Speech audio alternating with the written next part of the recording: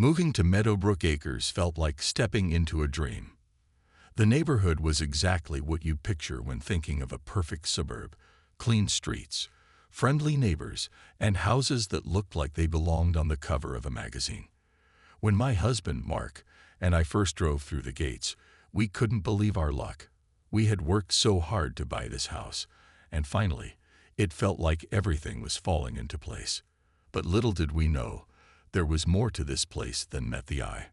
The first person I met in Meadowbrook was Carl, an older man who lived 2 houses down. He wasn't like the other neighbors. While most people here seemed polished and put together, Carl was different.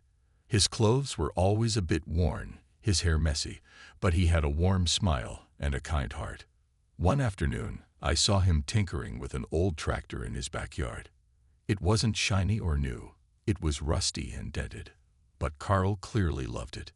He told me he used it to mow his huge yard and do odd jobs around the property. "It's not much to look at," he said with a chuckle, "but it gets the job done." I liked Carl right away.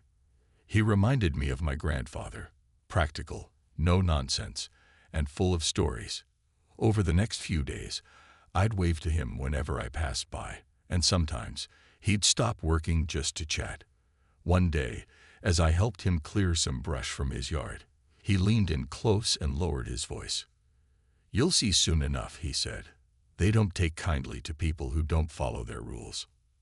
At the time, I didn't think too much of it. Everyone talks about how strict homeowners associations can be, right? Rules about keeping your lawn trimmed or making sure your mailbox matches the neighborhood aesthetic. It's annoying, sure, but harmless. Or so I thought. What Carl said stuck with me, though. There was something in his tone, a seriousness I hadn't expected, that made me wonder if there was more going on beneath the surface. Things started feeling off pretty quickly. A few days after meeting Carl, I found a letter slipped under our front door. It was from the HOA, welcoming us to the neighborhood, but reminding us to join within 30 days or face consequences.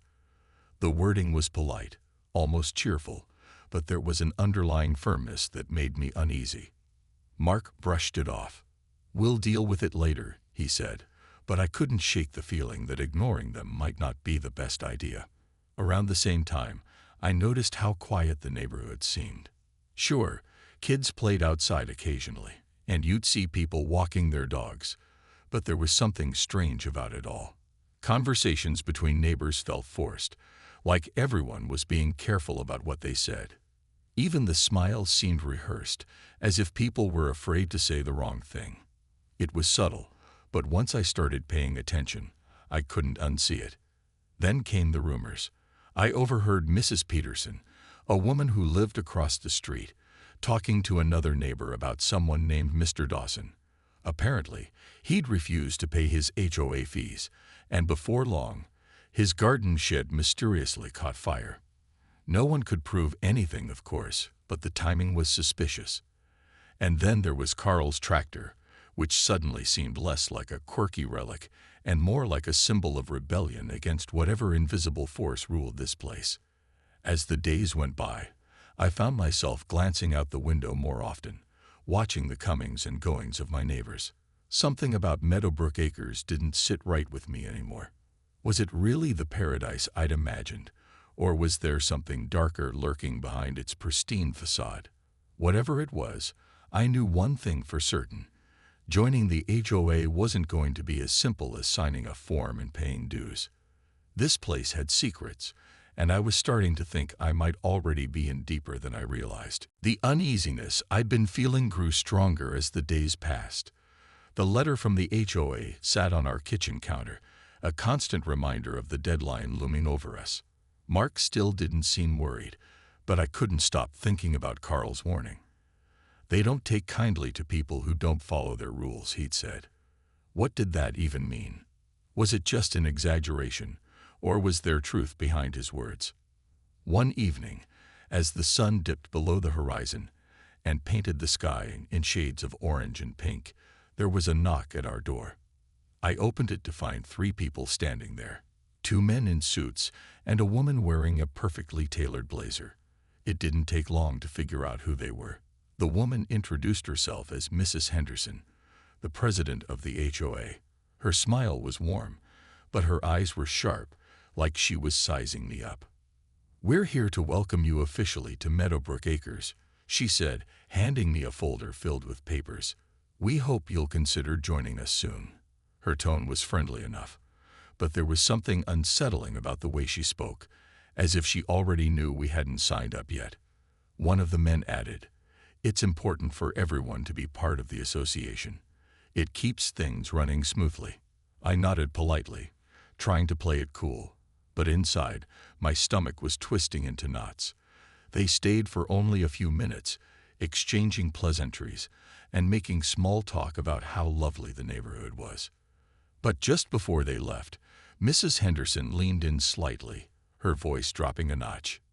"You know, some people think they can ignore the HOA, but trust me, it never ends well. We're here to help, but we also have standards to uphold." Her words lingered in the air long after they walked away. Help. Standards. Something about the way she said it felt more like a threat than advice.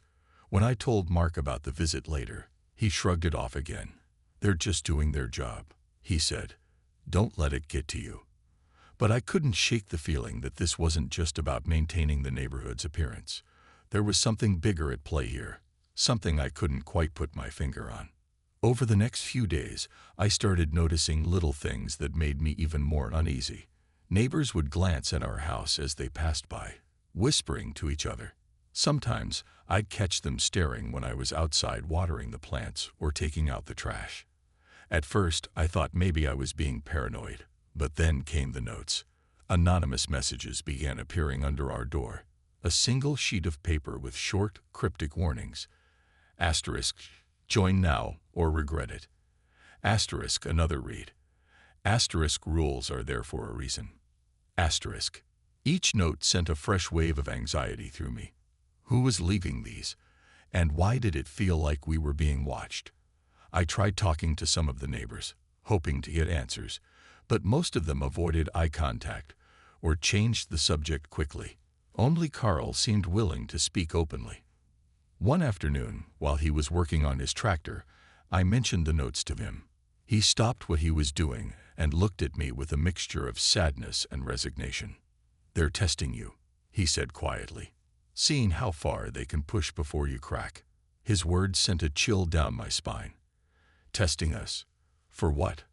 I asked him what he meant, but he just shook his head. "You'll see soon enough. Just don't give in too easily." That night, lying in bed, I replayed everything in my mind. The visit from Mrs. Henderson, the anonymous notes, the strange behavior of the neighbors. It all felt connected somehow. Whatever was happening in Meadowbrook Acres, it wasn't just about keeping lawns neat or driveways clear. This place had secrets, layers of control hidden beneath its polished surface, and whether I liked it or not, Mark and I were being pulled into the middle of it. As much as I wanted to believe this was just a misunderstanding, deep down, I knew better. Something was brewing, something dangerous. And the worst part, I had no idea how far it would go, or how far I'd have to go to protect my family. It was a quiet Tuesday night when everything changed. I had just finished cleaning up after dinner and was settling onto the couch with a book when I smelled it. Smoke. At first, I thought maybe Mark had burned something in the kitchen, but then I heard a faint crackling sound coming from outside. My heart skipped a beat as I rushed to the window. What I saw made my blood run cold. Flames were devouring Carl's barn, their orange glow lighting up the darkness like a terrible beacon. The old tractor he loved so much was inside, reduced to nothing more than twisted metal and ash. Thick black smoke billowed into the sky, choking the air. I screamed for Mark, and together we ran outside. By the time we reached Carl's yard, firefighters were already there, battling the blaze with hoses and axes. Carl stood frozen, staring at the destruction of years' worth of hard work. His face was pale, his hands trembling as he watched helplessly. When he finally spoke, his voice was hollow, barely above a whisper. "They did this," he muttered. "I knew they would." "Who did this?" I asked, though deep down, I already suspected the answer. He didn't respond directly, just shook his head bitterly. "This isn't the first time," he said after a long pause. "Anyone who doesn't join gets burned, literally or figuratively." The words hit me like a punch to the gut. Burned. Was he saying the HOA was behind this? It sounded insane, impossible even, but looking at the smoldering ruins of his barn, I couldn't dismiss it entirely. Who else would do something like this? And why? That night, sleep was impossible. Every time I closed my eyes, I saw the flames licking at the barn, heard the crackle of wood splitting apart under the heat. Mark tried to reassure me, telling me not to jump to conclusions, but I couldn't shake the feeling that we were next. If the HOA could destroy Carl's property because he refused to play by their rules, what would stop them from coming after us? The next morning, I decided to talk to some of the neighbors, hoping someone might know something, or at least confirm my suspicions, but no one wanted to discuss it. Mrs. Peterson across the street gave me a tight-lipped smile and hurried back inside when I brought up the fire. Another neighbor simply shrugged and said accidents happen. Even the firefighters who responded to the scene claimed it looked like an electrical issue, though Carl swore his equipment was fine. Frustrated and scared, I went to see Carl again. He was sitting on his porch, staring blankly at the charred remains of his barn. When I approached him, he sighed heavily. "You won't get answers from them," he said, nodding toward the rest of the neighborhood. "They're too afraid. Afraid to speak out. Afraid to stand up. That's how the HOA stays in power." "But there has to be proof," I insisted. "Evidence. Someone must have seen something." Carl shook his head sadly. "They don't leave evidence. They're smart about it. Fires, vandalism, rumors, they make sure no one can trace it back to them. But everyone knows." His resignation scared me more than anything else. If even Carl, who had lived here for years, felt powerless against them, what chance did Mark and I have? We weren't fighters. We were just trying to build a life in what we thought was a peaceful community. Now it felt like we were living in a nightmare. As I walked home, my mind raced with questions. How far would the HOA go to enforce their rules? Would they really target innocent people just for refusing to join? And if so, what could we possibly do to stop them? One thing was clear. Staying silent wasn't an option anymore. Whatever was happening in Meadowbrook Acres, it wasn't going to stop unless someone stood up to them. The problem was, I wasn't sure I was brave enough to be that person. After the fire, I couldn't sit still. The image of Carl's barn burning to the ground haunted me, and his words echoed in my mind. Asterisk, everyone knows. Asterisk, that phrase gnawed at me. How could an entire neighborhood know something so terrible was happening, and yet do nothing? It didn't make sense. Or maybe it did. Maybe fear kept them quiet, just like Carl had said. Either way, I wasn't going to let it rest. If the HOA was behind this, I needed proof. And if they thought they could intimidate me into silence, they were wrong. I started digging. At first, it was small things, asking neighbors casual questions, pretending I was curious about how the HOA worked. Most people clammed up or changed the subject, but a few gave vague hints. One woman mentioned that her son had been fined heavily for painting his front door blue. Another neighbor whispered about how someone's car had been keyed after parking on the street overnight too many times. Each story added another piece to the puzzle, but none of them gave me concrete evidence. Still, the pattern was clear. The HOA didn't just enforce rules. They punished people who stepped out of line.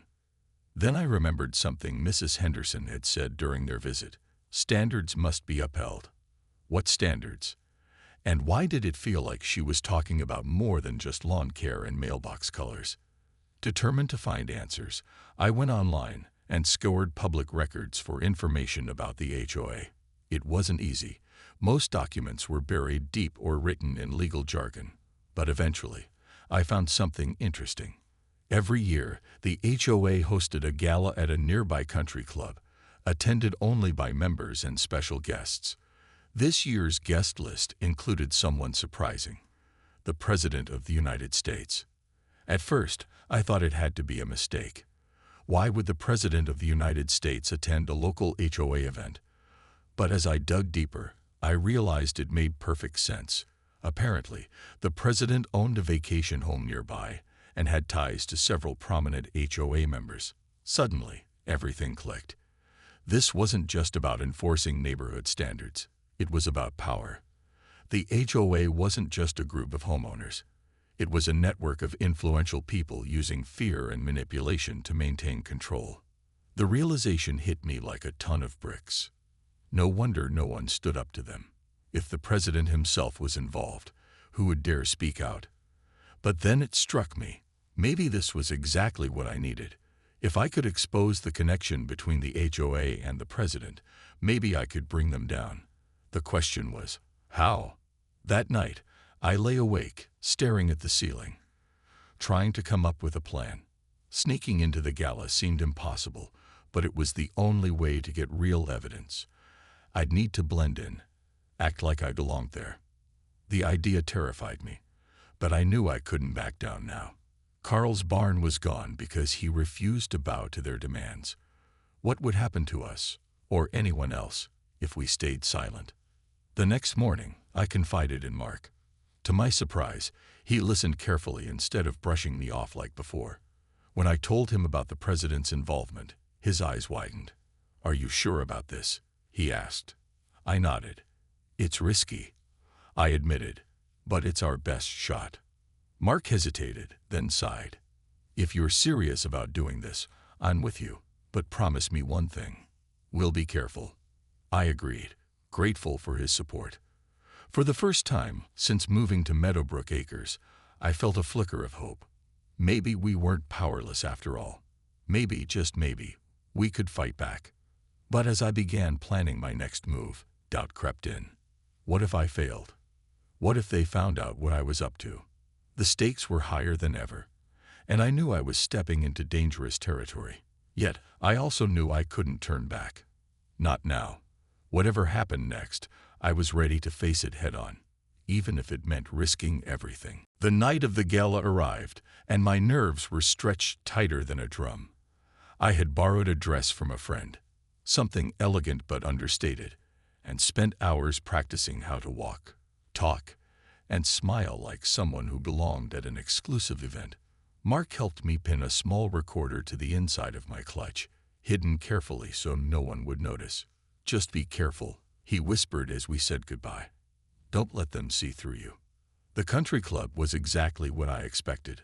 Opulent chandeliers hanging from high ceilings, polished marble floors reflecting soft golden light, and tables adorned with expensive centerpieces. Waiters in crisp uniforms glided between guests, offering trays of champagne and hors d'oeuvres. Everyone looked immaculate, their outfits tailored to perfection, their laughter echoing faintly through the grand hall. I took a deep breath and stepped inside, reminding myself why I was here. I wasn't just another guest. I was gathering evidence, exposing the truth behind the HOA's iron grip on Meadowbrook Acres. But as I moved through the crowd, shaking hands and exchanging polite smiles, I couldn't shake the feeling that I didn't belong. Every glance felt like suspicion. Every conversation felt like a test. Mrs. Henderson spotted me almost immediately. Her lips curled into a practiced smile as she approached, her clipboard tucked neatly under her arm. "So glad you could join us tonight," she said, her tone dripping with false warmth. "We weren't sure if you'd come." "I wouldn't miss it," I replied, forcing a smile of my own. She introduced me to a few other board members, all of whom eyed me curiously. Clearly, they hadn't expected me to show up willingly, not after refusing to join for so long. Still, they welcomed me warmly, eager to make a good impression. Then came the moment I'd been dreading. The President himself walked into the room. The murmurs of admiration and respect rippled through the crowd as he greeted people with charm and ease. When Mrs. Henderson finally led him over to meet me, my heart pounded so hard I thought it might burst out of my chest. He shook my hand firmly, his gaze steady. "Nice to meet you," he said, his voice calm and commanding.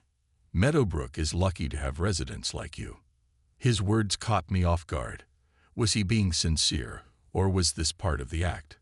I nodded politely, unsure of how to respond. As he moved on to mingle with others, I noticed something strange. Despite his polished exterior, there was a flicker of discomfort in his expression whenever Mrs. Henderson leaned in to whisper updates about the neighborhood. It was subtle, but it made me wonder, did he truly understand what the HOA was doing in his name? For the next hour, I drifted through conversations, listening intently and recording everything. Board members spoke openly about maintaining order and ensuring compliance, phrases that sounded innocent enough but carried darker undertones when paired with stories of fines, threats, and even vandalism. One member casually mentioned Carl's barn fire, dismissing it as an accident. My stomach churned, but I kept my composure, nodding along as though I agreed.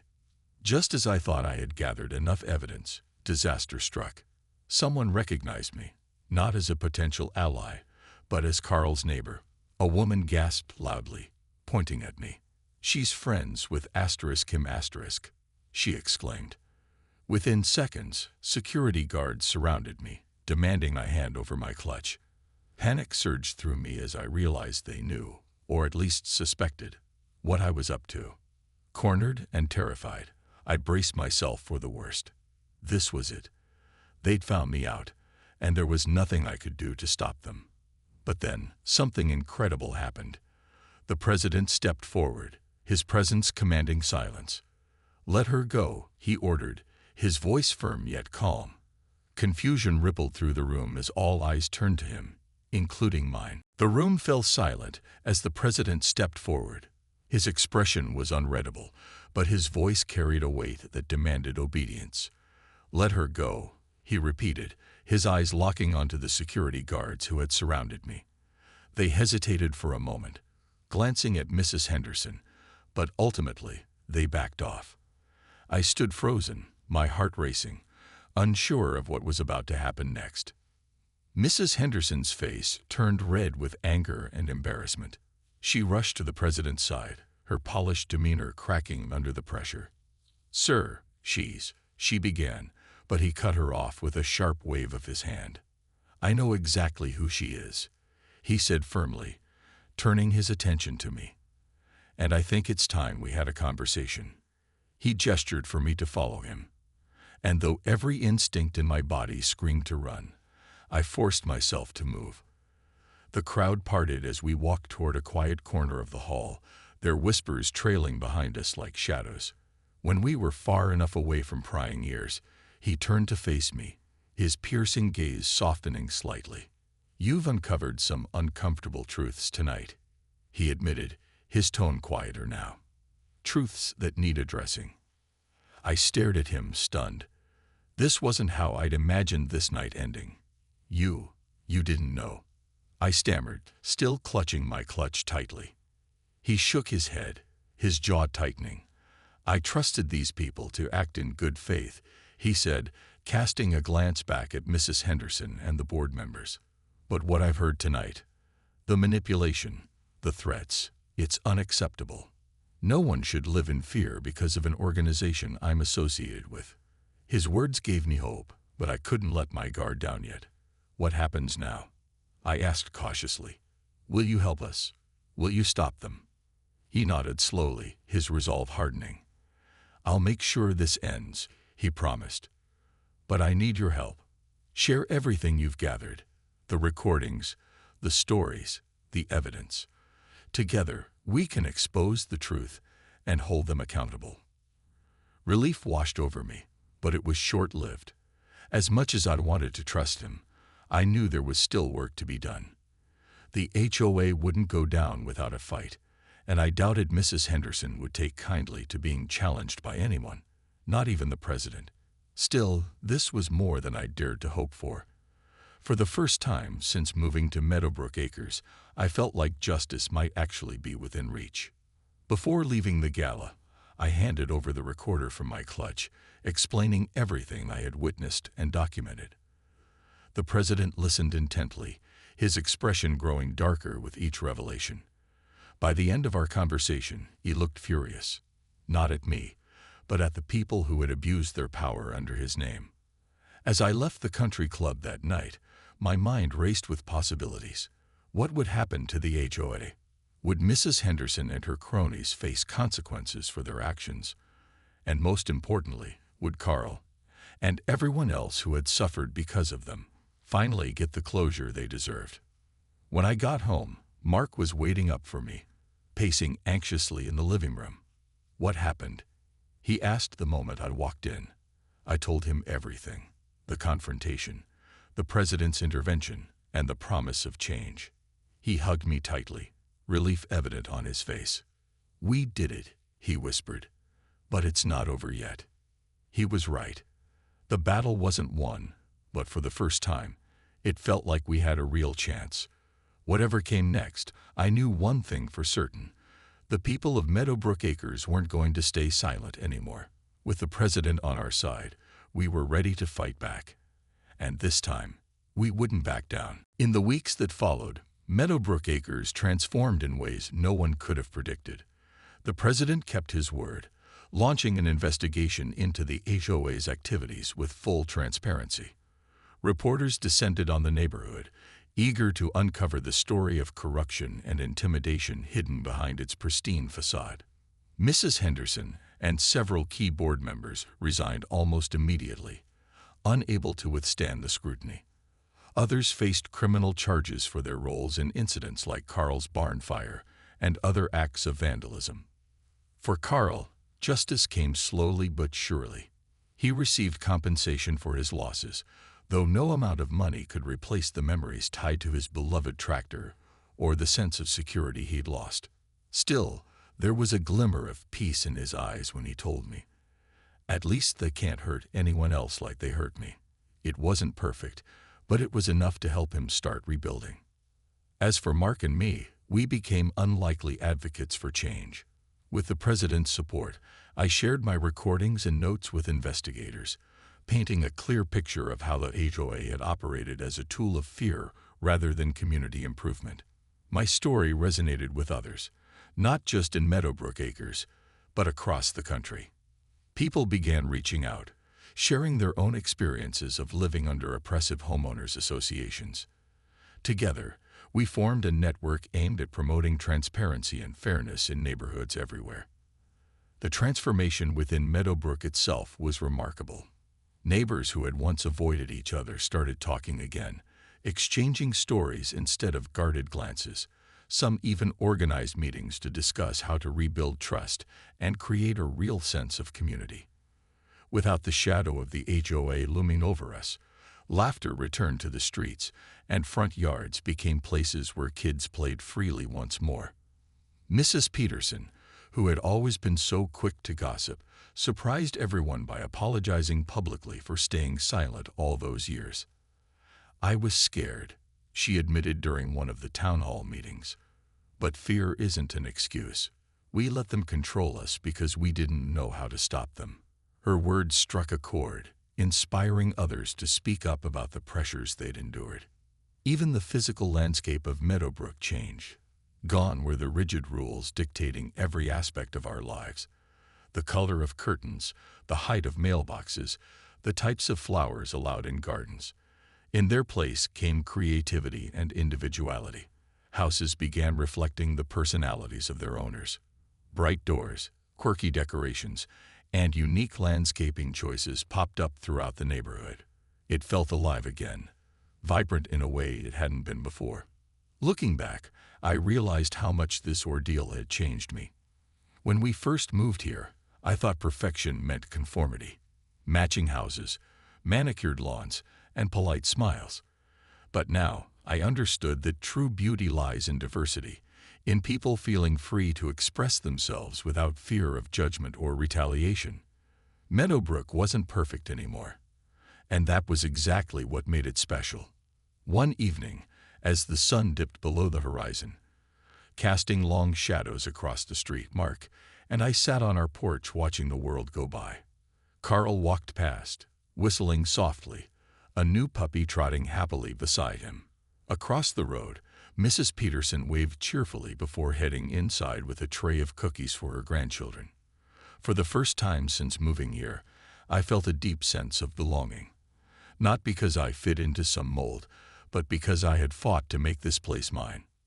Meadowbrook Acres had tried to break me, to force me into submission. Instead, it taught me resilience, courage, and the power of standing up for what's right. And while scars remained, from burned barns to whispered threats, they served as reminders of how far we'd come. This place wasn't paradise, not anymore. But it was home. And that was worth fighting for.